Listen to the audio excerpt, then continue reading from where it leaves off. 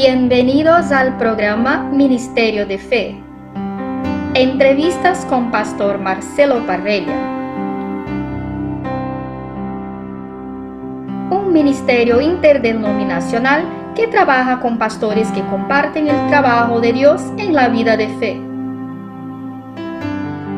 Nuestros invitados especiales en el día de hoy son el pastor Amado Rubio y la pastora Milagro Rubio. Sean todos bienvenidos a nuestro programa Ministerios de Fe. Quien les habla es el pastor Marcelo Parrella y hoy estamos recibiendo a nuestros invitados de Estados Unidos, el pastor Amado Rubio y la pastora Milagro Rubio. Sean bienvenidos. Dios le bendiga, hermanos, en esta hermosa tarde. Para nosotros es un privilegio hermoso poder estar a través de esta plataforma de Zoom. Gracias al hermano Marcelo, que nos ha invitado a esta edad muy especial, a todos aquellos hermanos que están allí conectados, y le invitamos para que estén atentos a nuestro testimonio, ya que para eso el Señor nos mandó a hacer su testigo. Dios me le bendiga. Gracias, pastora. Pastor, cuénteme usted dónde nació. Yo nací en San Francisco de Macorís, República Dominicana. Dominicana. ¿Y usted, pastora? Yo nací en Pedernales, de la República Dominicana. ¿Y cómo fue que se conocieron ustedes? Bueno, yo puedo empezar. Nos conocimos en la capital dominicana, Santo Domingo, estando en la iglesia. Puedo testificarle. Mi testimonio es un poquito extenso, pero no quiero quitarle mucho tiempo a ustedes.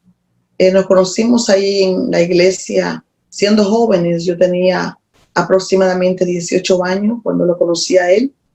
Él también estaba siendo un joven también en la iglesia soltero. Allí nos conocimos nosotros, siendo cristianos. ¿Y cómo fue que sintieron ese llamado para el servicio de la palabra de Dios? Bueno, el llamado no ocurrió en el momento que nos enviaron a predicar. Porque cuando yo conocí al Señor en el 1979, desde que yo conocí al Señor, el Señor me salvó. Yo empecé a conocer la vida de la iglesia, a vivir la vida de fe, a servir al Señor. Así me enseñaron mis pastores que me evangelizaron. Y yo siempre sentí una inclinación a servir al Señor en la iglesia. Sin que antes me nombrara ningún ministerio, yo siempre comencé a servir. Y sentí una inclinación al ministerio ya aproximadamente en el año 2000. En el año 2000 comencé a sentir un celo por el evangelismo, un celo por las almas, un amor por los perdidos. Me dediqué a evangelizar en la calle, en la iglesia donde servía. Mi trabajo siempre fue afuera. Y el pastor vio eso y nos puso en ese ministerio. Y para mí había una pasión fuerte, muy fuerte dentro de mí. Yo no sabía lo que era, me inquietaba, me intranquilizaba. Y yo decía, Señor, ¿pero qué es esto que yo tengo? Y me mudaba de un lugar a otro con mi esposo. Me mudaba de un lugar a otro y yo no me encontraba tranquila. Pero tenía que estar en las calles, tenía que estar predicando, tenía que estar en la Biblia. Y bueno, y duré un buen largo tiempo. Yo peleaba, yo no quería ir al ministerio porque me lo encontraba muy duro, muy difícil. El Señor, ¿pero qué es lo que yo tengo? Pues yo jamás pensaba que era el llamado que yo tenía. Y en el 2011, después de que nosotros nos regresamos de Michigan, regresamos aquí a Nueva York, a la ciudad otra vez. Allí fue donde llegamos a la iglesia, donde nosotros primero nos congregamos. Y el pastor pues nos hizo ese llamado. Me dijo, hermana, yo tengo tiempo viendo en usted un llamado. Yo quiero enviarla a levantar un campo blanco a una ciudad de aquí de Long Island. Y yo no quería, la verdad no quería. Pero por obedecerle al siervo de Dios, yo dije, bueno, Señor, si él me dijo es porque algo él ha mirado en mí, Señor, yo te voy a creer. Y desde entonces que nos envió al campo blanco, nos fuimos como misioneros a levantar un campo. Y comenzamos en el 2012 y ya para al final del 2012 teníamos ya un grupo para buscar un local. en la ciudad de Ronkonkoma, aquí en Long Island. Allí empezamos con mi familia y 2 hermanos más. Éramos aproximadamente 7 personas cuando empezamos la obra. Empezamos en una casa de familia, una célula, y allí la célula se llenó de gente. Ya vimos que había suficiente para buscar un local y empezamos en un local. El primer mes el Señor comenzó a glorificarse y seguimos evangelizando, predicando en las calles, buscando las almas. Y una de las cosas que me propuse cuando empezamos el ministerio fue que yo le dije, Señor, es un tiempo duro en que usted nos ha llamado al ministerio, porque hay mucha difamación contra las iglesias, hay mucha corrupción con el dinero y el negocio que mucha gente ha tomado para avergonzar el evangelio. Y yo dije, Señor, yo voy a predicar el evangelio y usted se va a encargar de la finanza. Yo no voy a predicar de dinero en el púlpito. Así que usted es el Señor quien va a encargarse de lo que se les va a necesitar. Bueno, y comenzamos así. Y del primer mes que comenzamos a pagar la renta, costaba 1,200 más los biles, o sea, las utilidades, el Señor comenzó a proveer con lo que había. Hasta que ya al año la iglesia creció y ya no cabíamos, nos mudamos a otro local, en otra ciudad llamada Port Jefferson. De allí pues estuvimos desde el 2013 hasta ahora, la pandemia del 2020, que en el mes de julio, mes de mayo, tuvimos que entregar el local por la pandemia, porque no estaba adecuado para cumplir el protocolo. ¿Tuvieron que cerrar? Tuvimos que cerrar la iglesia, pero nos vinimos al patio de mi casa, aquí donde vivimos en Brentwood. Tenemos una yarda un poco grande y tenemos un buen palo de sombra. Allí pusimos la iglesia. Y ahí estuvimos. Y de una manera milagrosa, después de casi 3 meses, el Señor nos movilizó a caminar. Porque el Señor me dejaba saber que el frío venía y que los hermanos no podían estar así porque no se aguantaba el frío. Entonces nos movimos ese día. Encontramos unas personas que se habían descargado hace mucho tiempo de la iglesia y nos dieron una información de que había una iglesia que se había mudado y que estaba en el local vacío en Senerich, aquí en otra ciudad. Y fuimos a ver, hermano, y en menos de 2 semanas el Señor nos dio un lugar nuevo, mejor que teníamos, más grande, más amplio, donde pudimos poner el protocolo, donde ahí estamos funcionando y Dios nos ha bendecido ya desde el mes de aproximadamente, entramos en el mes de final de agosto. Y ya estamos allí, hermanos, cosechando almas y siendo bendecidos por el Señor. ¿Cómo es el nombre de la iglesia y la dirección? Por si algún hermano quiere visitarlos. Perfecto. Sí, los misioneros que quieran venir acá siempre serán bienvenidos. Solamente me llaman y yo los invito. Y los hermanos que quieran venir. Es la 2043 de la Senerich Country Road, New York. Es, repito, 2043 Miro Country Road, Senerich, New York. Es 11720 es el código, área código. Para más información podemos ponerlo ahí en el Facebook después. Sí. Amén. ¿Cuánto tiempo hace que está viviendo en Estados Unidos? Estamos acá desde el 1996. Mi persona, pero mi esposo llegó en el 1988. Él vino con una visa. Pero aquí por circunstancias de la vida se le pasó el tiempo y se quedó aquí. Luego nos trajo a mi familia. Amén. Sí. Porque es muy difícil entrar en Estados Unidos y quedarse. Dios los bendijo mucho. Oh, hermano, eso fue poderoso. Mi esposo se vino por una invitación que le hizo su tía para que le ayudara a trabajar en un taller de mecánica, ya que mi esposo es mecánico. Y él se vino para acá. Yo no quería que él se viniera porque la verdad es que dividir la familia no es cosa fácil. Yo nunca tuve esa gran ambición de venir para acá. Yo me sentía contenta como yo estaba en mi país. Yo tenía mi iglesia, tenía mi vida fundada en mi país. Yo no quería, pero yo busqué al Señor y bueno, me conformé con el Señor. Mi esposo insistió en que él se venía con un mejor futuro, pero yo, esa no era mi posición, pero yo respeté. Sin embargo, después de 8 años, en 4 años, mi esposo viajó después de 4 años. Luego en 4 años más, ya en 8 años, él me pudo traer con mis hijos para acá. Y el Señor guardó nuestro matrimonio. Y desde ese tiempo, del 96, mis hijos y yo estamos acá. Y ha sido una manera milagrosa como Dios nos ha bendecido, porque la verdad es que nosotros hemos creído al Señor. de que sin Él nada podemos hacer. Y nos hemos apoyado en el Señor y por eso hemos podido salir hacia adelante. Amén. Pastora, entonces ustedes pasaron el tema de la pandemia allá en Estados Unidos. ¿Cómo se manejó eso allá? Bueno, esto ha sido algo que, una calamidad mundial, ¿verdad?, muy grande. Desde mi punto de vista bíblico, antes de la pandemia, nosotros tuvimos varias señales de que el Señor nos habló. En la iglesia tuvimos experiencias sobrenaturales. 31 de diciembre, esperando el año, siempre nosotros esperamos el año. En la iglesia el 31, y hubo una tremenda manifestación de Dios. Dios habló a la iglesia y le dijo que iba a haber muchas muertes en ese año, que la iglesia se preparara. Y así fue. Nosotros ya sabíamos que el Señor había hablado y de alguna manera nos preparamos. Compramos alimentos, compramos medicina, compramos agua, preparamos espiritualmente. Buscamos al Señor en 21 días de oración y ayuno para la entrada del año.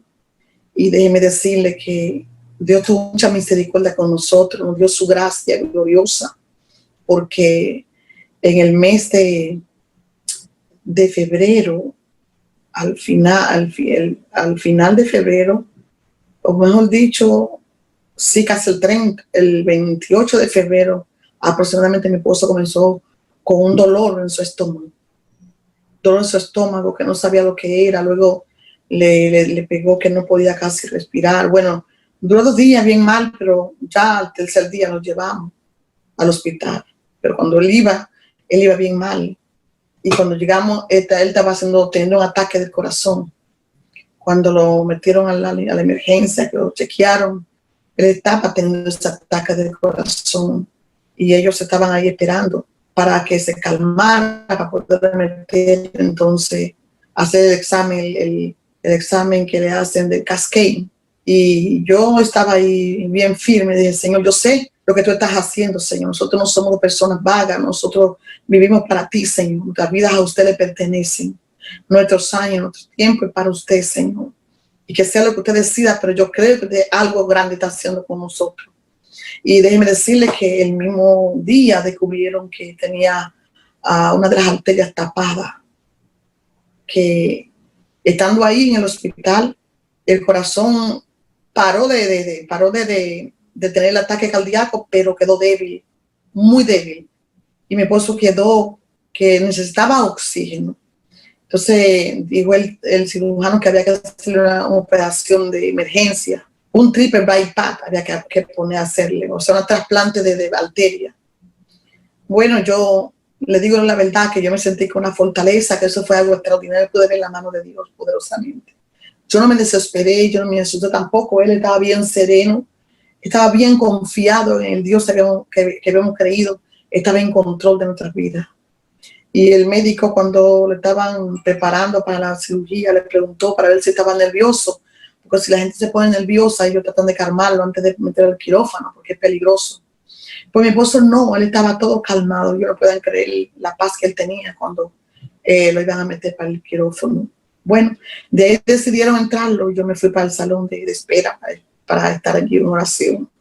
Llegaron los hermanos de la iglesia a ayudarme a orar y esperar al Señor. Yo dije, yo no tengo desesperación, sé que mi Señor está en control, algo grande el Señor va a sacar de todo esto. Ya era la primera semana de marzo y ya se estaba escuchando el rumor del virus, hermano. Se estaba una gran revolución, se estaba ya anunciando, convirtiéndose en pandemia. Y estamos en el hospital en eso. Ese día lo operaron a mi esposo, el tercer día, el segundo día, el día siguiente, el mismo día, pero al siguiente día en la mañana, el segundo día lo operaron. Cuando lo operaron, no me lo dejaban ver. Me decían, espérate, todavía no. Ya pasaron 12 horas, todavía no. Yo me escapé solita y fui donde lo tenían a él. Mi esposo lo tenían en la sala de intensivo. Lo tenían en un lugar donde no querían que volviera la persona que esperaban de eso. Pero yo lo vi y dije, Señor, mi esposo está en tus manos. Yo sé que algo grande usted está haciendo con él y yo sé que de todo esto usted nos va a sacar hacia adelante. Déjeme decirle que yo me fui a la sala de espera otra vez. y me fui. Y yo no oré otra vez, yo me quedé leyendo mi Biblia, confiando en el Señor. Y cuando como a la medianoche viene la enfermera a buscarme, venga, que ya su esposo volvió de la anestesia. Estaban los médicos aplaudiendo, contentos porque regresó.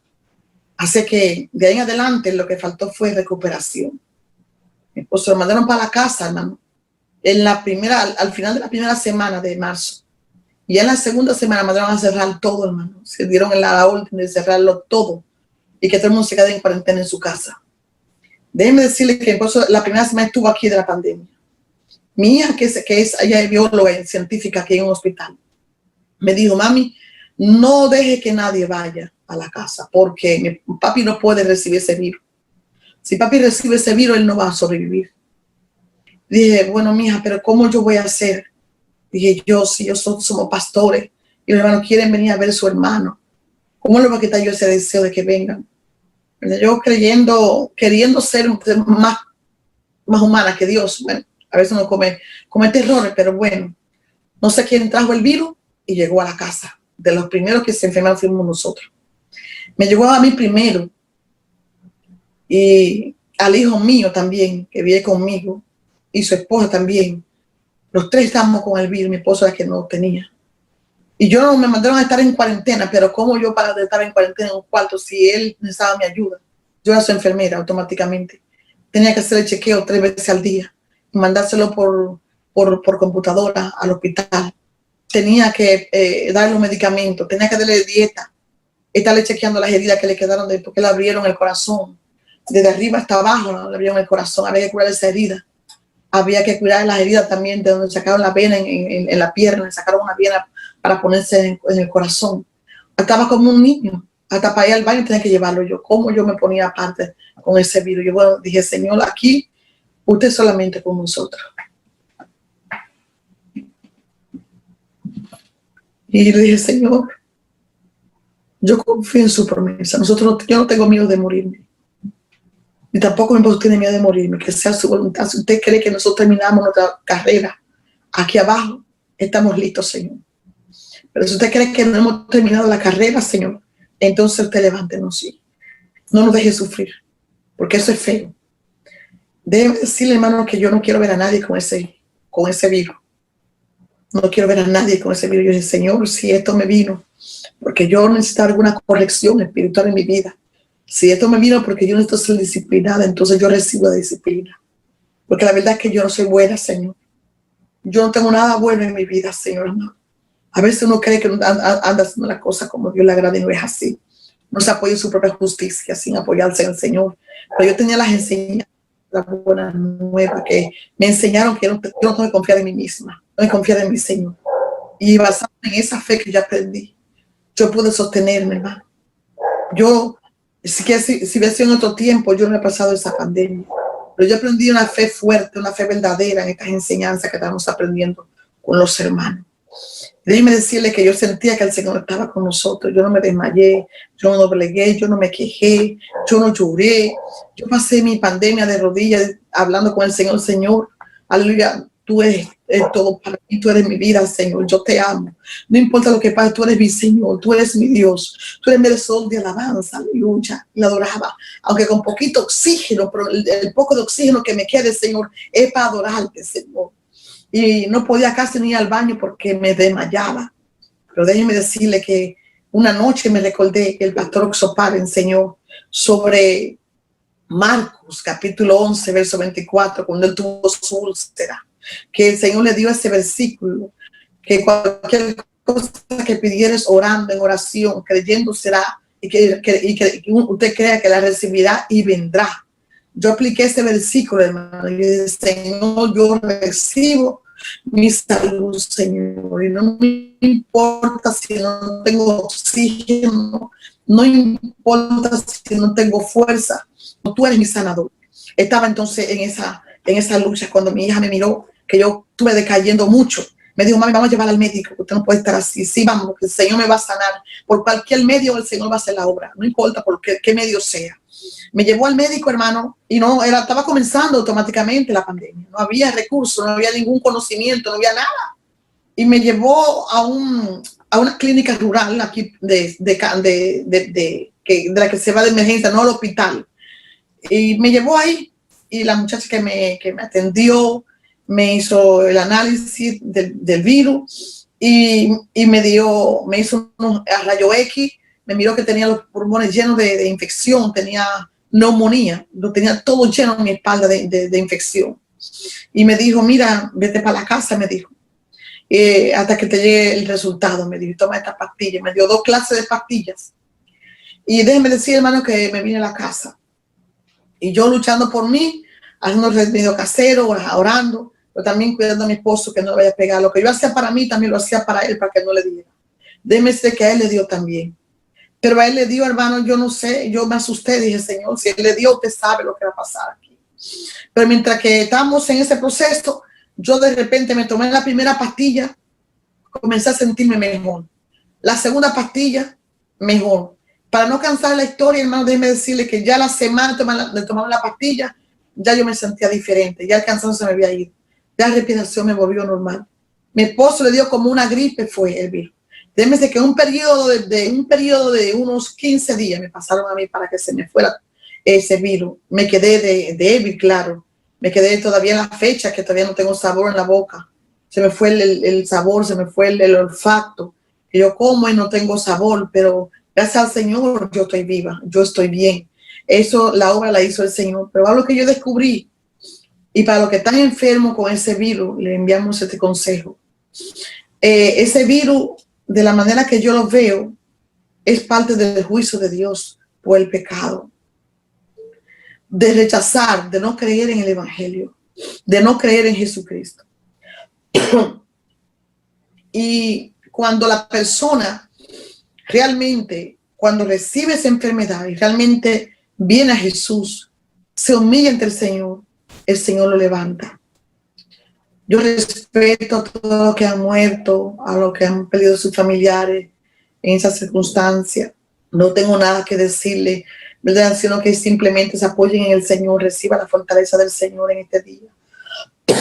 Perdón, no reniegue, no pregunte por qué, que si su pariente era cristiano, el Señor le plació llevárselo, él sabe por qué. Pero al que le place dejarlo, él lo deja vivo también. Pero sí, una de las cosas que he visto a las personas por quienes hemos orado es que cuando ellos reconocen a Jesús, cuando ellos realmente se doblan, se humillan, reconocen su condición y piden misericordia, ¿verdad? Realmente el Señor los ama. Yo no sé, perdón, no sé cómo estará usted, quién estará viendo este programa. El Cristo que yo conozco trabajó conmigo de esa manera y yo se lo puedo recomendar. Mi esposo se restauró, que los médicos no podían creer en su restauración. Perdón, hermano. Los médicos no pueden creer que en tan poco tiempo, de 2 meses, 3 meses, la herida se le sanó. Ya anda hasta conmigo manejando la venta de la iglesia, recogiendo los hermanos. Ha sido una cosa increíble. Pero todo eso se lo vemos al Señor. Pero todo esto ha sido resultado, hermano, de la educación que yo he recibido. Si usted me pregunta sobre la experiencia con Buenas Nuevas, es tremendo. No sé si tenemos tiempo para poder explicar, para que ustedes los pastores se motiven también.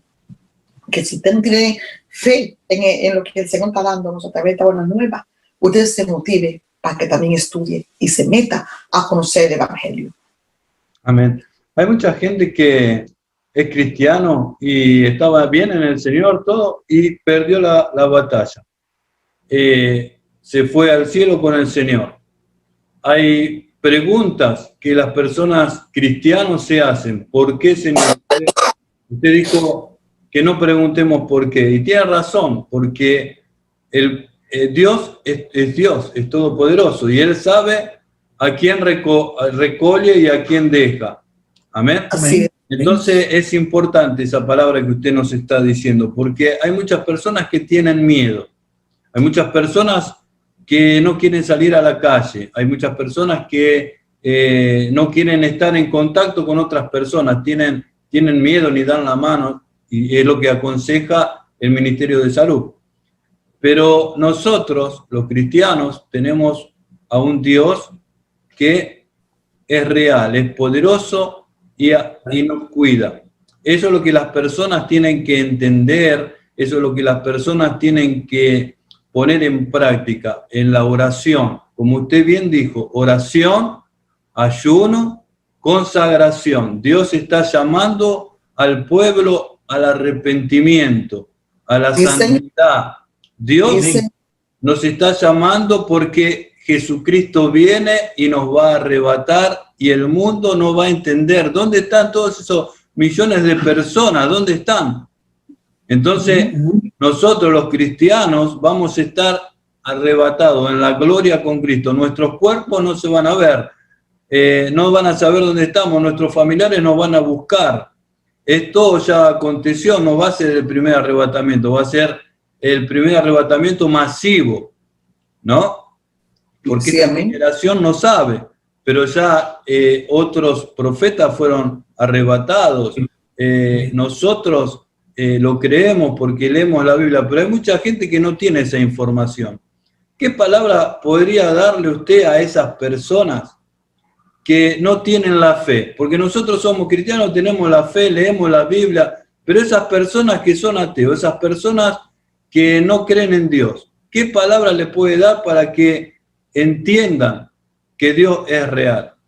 Bueno, primeramente, la Biblia dice en el Salmo 14,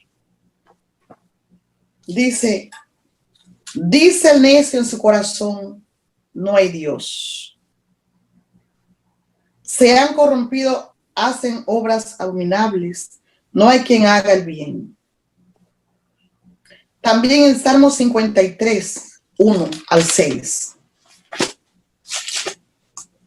Dice el necio en su corazón, no hay Dios.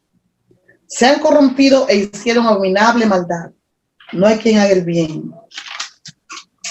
Dios desde los cielos miró sobre los hijos de los hombres, para ver si había algún entendido que buscara a Dios. Cada uno se había vuelto atrás, todos se habían corrompido. No hay quien haga lo bueno, no hay ni aun uno. No tienen conocimiento todos los que hacen iniquidad, que devoran a mi pueblo como si comiesen pan y a Dios no invocan. Allí se sobresaltaron de pavor donde no había miedo, porque Dios ha esparcido los huesos del que puso asedio contra ti. Los avergonzaste porque Dios los desechó. Oh, si saliera de Sión la salvación de Israel, cuando Dios hiciera devolver la cautividad de su pueblo, a su pueblo. Se gozará Jacob y se regará Israel. Oiga bien, los ateos no existen. Hay varias causas por las cuales las personas se endurecen. Hay gente que se endurecen porque fueron heridos por alguna causa y no entendieron lo que sucedió con su causa.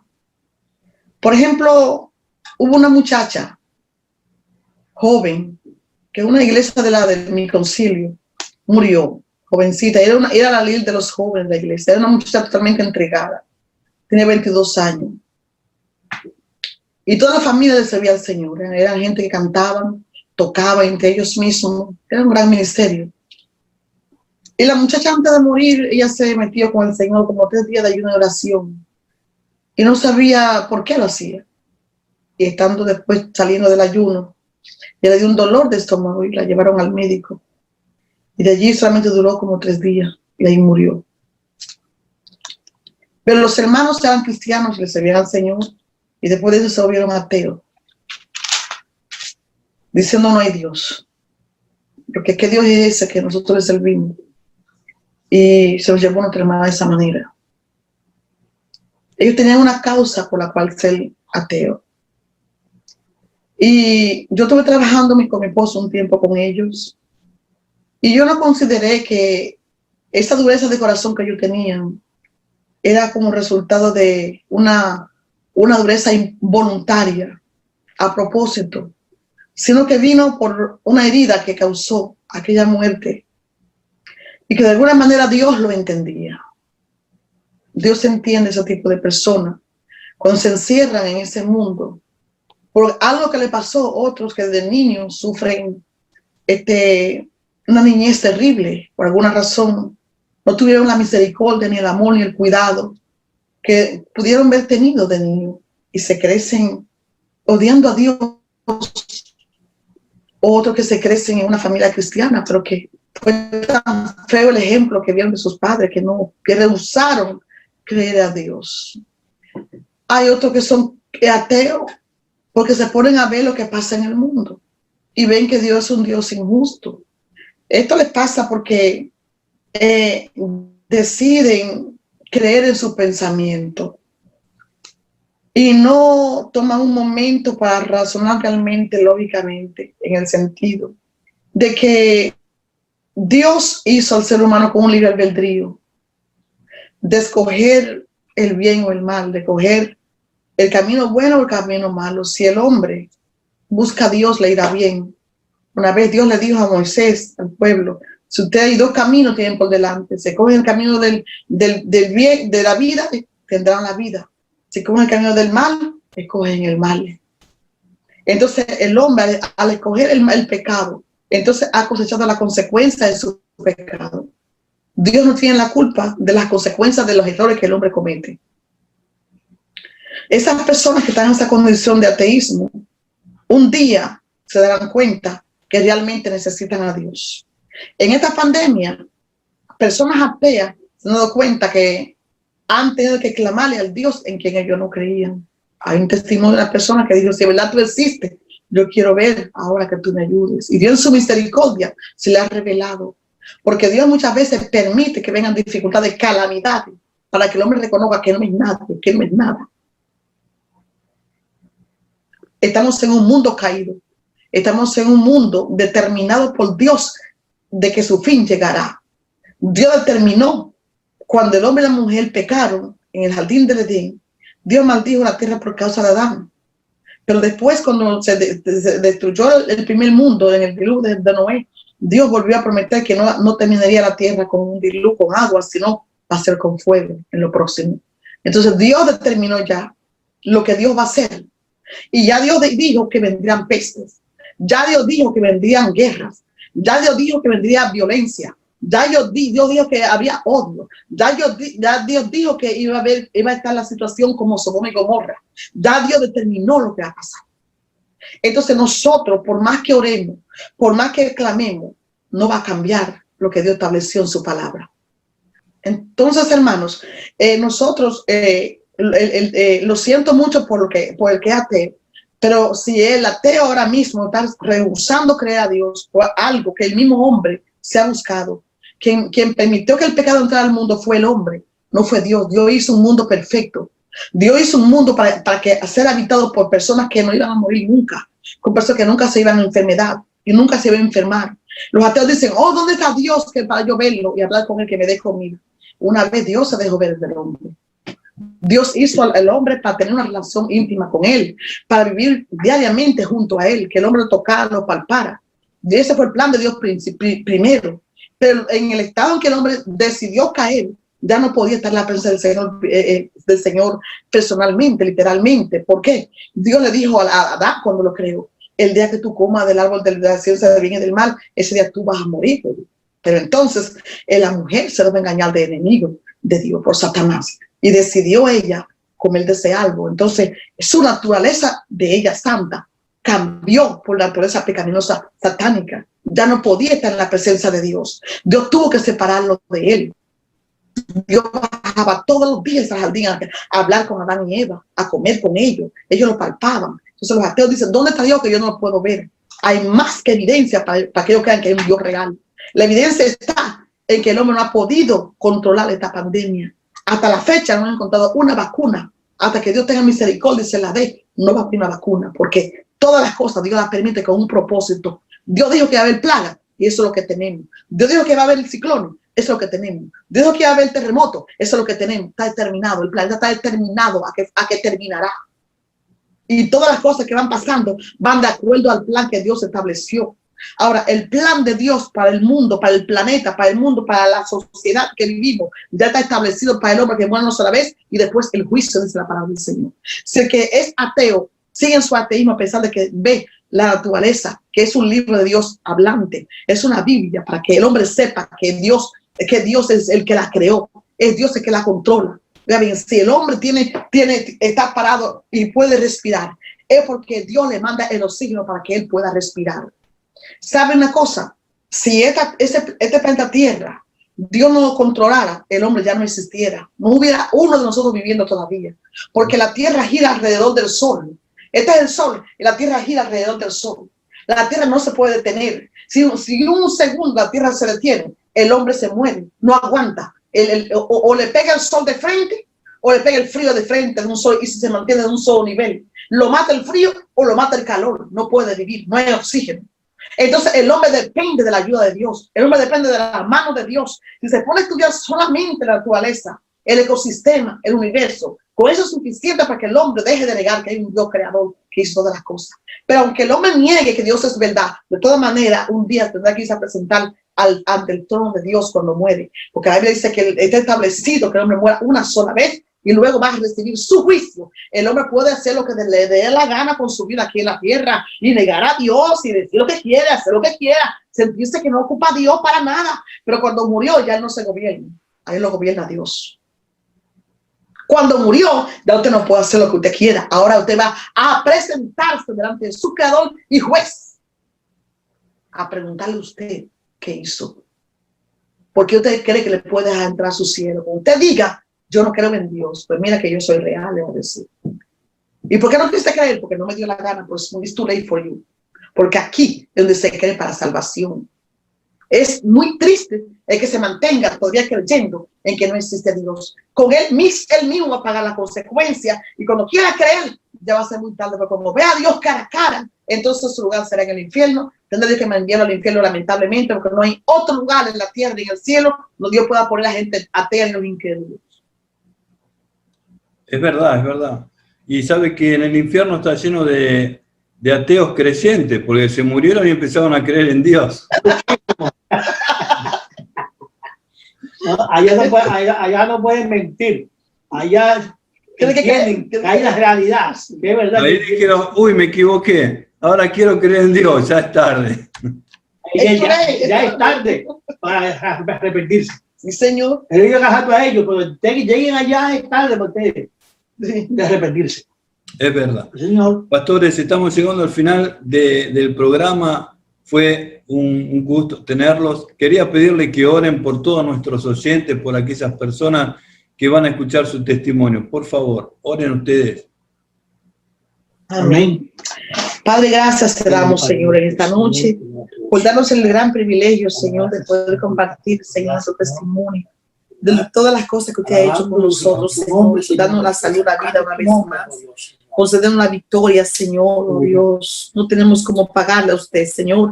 Le pedimos, Señor, por cada oyente que va a escuchar este testimonio. Te pedimos, Señor, que cuando oigan esta palabra, este mensaje, este testimonio, sus vidas, Señor, sean transformadas.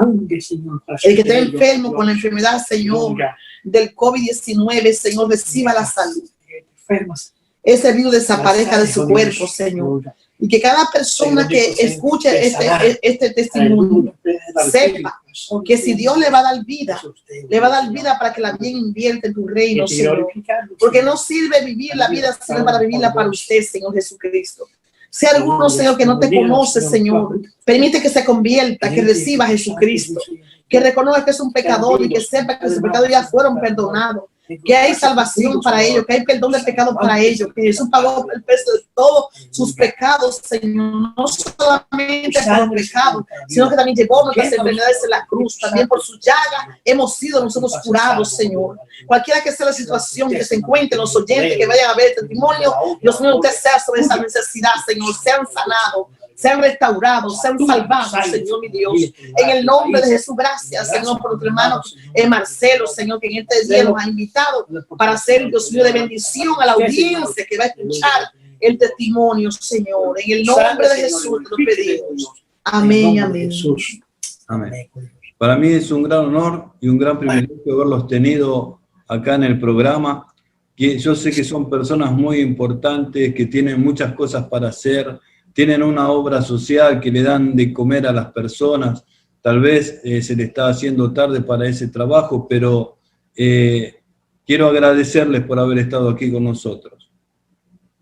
Amén, muchas gracias, hermanos. Muchísimas gracias. Sí, nosotros tenemos más cosas que decirles, pero sabemos que el tiempo aquí en este canal pues es un poco limitado, ¿verdad? Pero nosotros queremos motivar a las iglesias a que también puedan hacer la obra social que Dios nos mandó, también no solamente alimentar a las personas espiritualmente, sino también físicamente, que el Señor abra la puerta como también nos ha abierto la puerta a nosotros. Y también quiero decirle concerniente a los últimos tiempos, que estamos en la recta final, que se apuremos a llevar este mensaje, no se enfoque en otro mensaje que no sea el mensaje de la cruz, porque al enfocarnos en el mensaje de la escatología podemos descuidar la vida espiritual, de enseñarle a otros cómo está cuál es la salvación, cuál es la fe que salva. Entonces el mensaje que ahora se requiere es el mensaje de la salvación, porque es lo que tenemos que tener claro, dónde estamos parados, quién hemos creído y qué hemos creído, que solamente el camino verdadero es Jesús y que nos dio redención eterna. Dios le bendiga. Amén.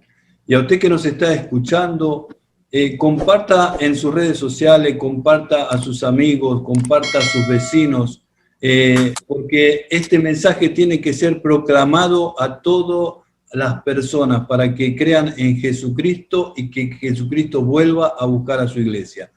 Desde aquí, desde Brasil, Río de Janeiro, les saluda como siempre el pastor Marcelo Parrella. Nos vemos en el próximo programa. Chao. Amén, hermanos. Bendiciones. Dios le bendiga y muchas gracias.